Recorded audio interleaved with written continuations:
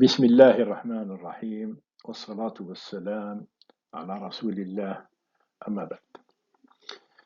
سنقدم الآن شات جي بي تي كأحدى آليات الذكاء الاصطناعي التوليدي في 4 أجزاء. في هذا الآن الجزء الأول من طرف البروفيسور محمد خير الدين خلدي.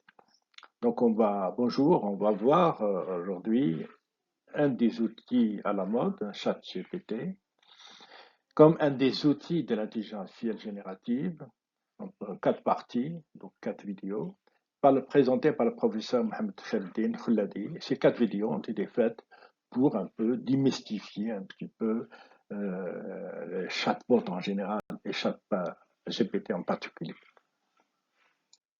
Alors, dans cette première partie, on va voir le sommaire suivant, voir un petit peu les prémices avant l'arrivée des chatbots en général, ChatGPT en particulier, les domaines de l'intelligence artificielle, les métiers de l'intelligence artificielle, l'utilisation des sciences de données, les types de données utilisées, les compétences en pensée critique, l'apprentissage automatique, ce qu'on appelle le machine learning, la place de l'apprentissage en profondeur, deep learning dans l'intelligence artificielle. Nous allons voir bien sûr la démarche, les connaissances à avoir et l'apprentissage en profondeur. Bien sûr, quand on parle de quelques domaines de l'intelligence artificielle, on parle plutôt de quelques domaines des systèmes complexes en général, de l'intelligence artificielle en particulier. Il y a la parole et la reconnaissance de la parole, ce qu'on appelle Speaking and Speech Recognition, le traitement langage naturel, ce qu'on appelle le NLP, Natural Language Processing, la vision par ordinateur, Computer Vision, le traitement et la synthèse d'image, Image Processing and Synthesis, la robotique, la reconnaissance de forme, Pattern Recognition, l'apprentissage automatique, Machine Learning, les réseaux neuronaux, donc Neural Network, l'apprentissage en profondeur, Deep Learning, les systèmes complexes, Complex Systems, le raisonnement et décision, Reasoning and Decision, la réalité augmentée, Augmented Reality. On voit bien dans ce schéma, par exemple, de ces domaines-là, on essaie de mimer un petit peu les 5 sens de l'être humain, de l'homme, en plus, bien sûr, de la pensée et de la réflexion. On voit bien quelques métiers qui sont qui émergent de l'intelligence artificielle et qui sont très demandés à cause des développements des big data et des données complexes. Les scientifiques de données, data scientists, l'ingénierie de l'apprentissage automatique, machine learning engineering, et l'architecture de l'apprentissage automatique, machine learning architect. Et bien sûr, toujours les développeurs qui sont toujours demandés. On va voir quelques utilisations de sciences de données. D'abord, l'ingénieur de données pour la collecte, qui procède à la collecte et le stockage de données. Data engineering for data collection and storage. Analyste de données pour effectuer des hypothèses de test, bilan et nettoyage de données. Data analyst for test hypothesis, balance sheet and data cleaning. Le scientifique de données pour la prédiction pour le modèle et le déploiement de modèles. Data scientist for prediction for model and model deployment. Et l'ingénieur de l'apprentissage automatique basé sur les données, machine learning engineer based off data. Donc, on voit bien que on a des données structurées, bien faites, et des données un peu plus complexes, non structurées et plus complexes. Donc, dans les données structurées, on voit bien les données qu'on peut mettre dans des lignes, des tableaux, des colonnes, etc., qu'on peut les mettre dans des bases de données relationnelles. Par contre, les données complexes, on ne peut pas les mettre ni dans les lignes, ni dans les tableaux, ni dans les bases de données relationnelles. On va bien, de point de vue codification, on peut avoir des chiffres, des dates et des chaînes de caractères. Ici, on n'a pas ça, mais on a des images, audio, vidéo, fichiers de traitement de texte, email, feuilles de calcul.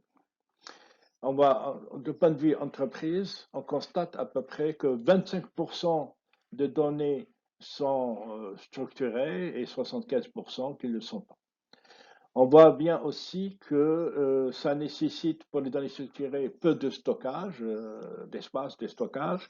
Par contre, pour les données complexes, nécessite beaucoup plus d'espace de stockage. De point de vue contrôle sécurité de données, tels que des outils comme le CASI, c'est plus facile à protéger et à gérer. Par contre, pour les données complexes, c'est impossible à gérer. En fait. C'est difficile, c'est gérable, mais c'est très difficile à gérer.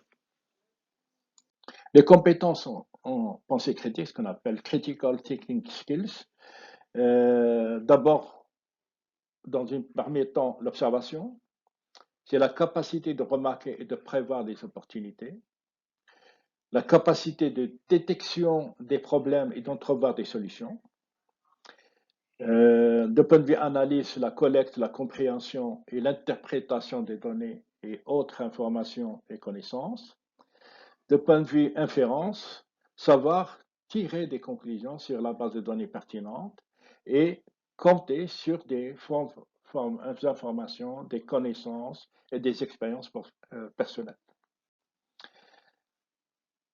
Maintenant, la quatrième base, c'est la communication, c'est recevoir et partager des informations avec d'autres, soit de manière oralement ou non oralement ou par écrit.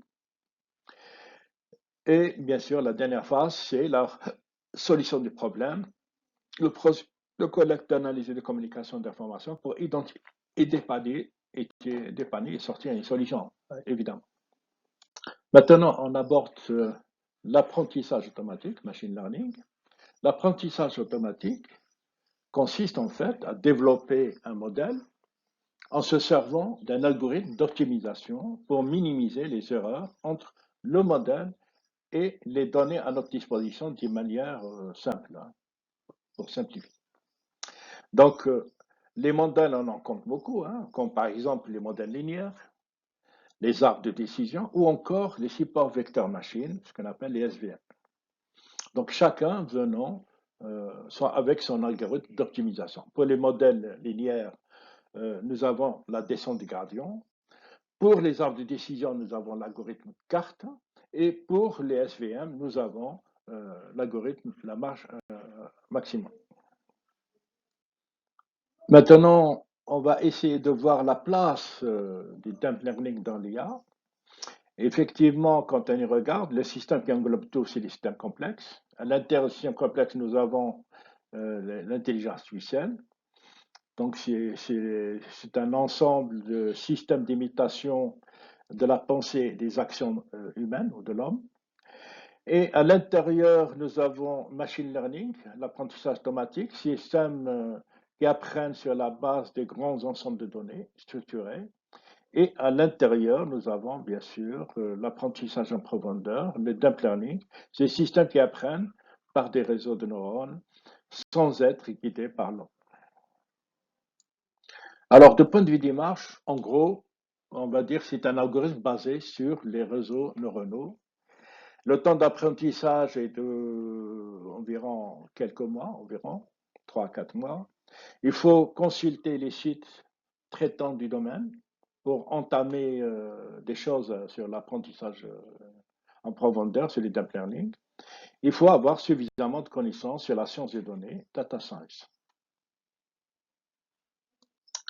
Maintenant, on va aborder les connaissances à avoir ou à acquérir au préalable. Bien sûr, les mathématiques et les statistiques, c'est-à-dire l'algèbre linéaire, les calculs statistiques, les probabilités et les plausibilités. La phase de programmation, c'est le choix de l'environnement du modèle, Python ou bien le couple Linux Python for Data Analysis, et Machine Learning, Python for Data Science, SQL Server Database, SQL pour le serveur de base de données, et le Deep Learning, l'apprentissage en profondeur.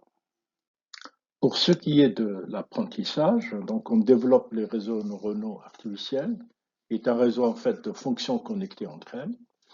Quand on voit sur le schéma un petit peu la reconnaissance d'un objet, ici par exemple, pour pouvoir l'identifier, l'expert ou l'homme tire des caractéristiques, donc il procède à l'extraction des caractéristiques, qu'il transmet au réseau neuronal, qui procède à la classification et pour nous donner des résultats, il s'agit d'un chat ou non.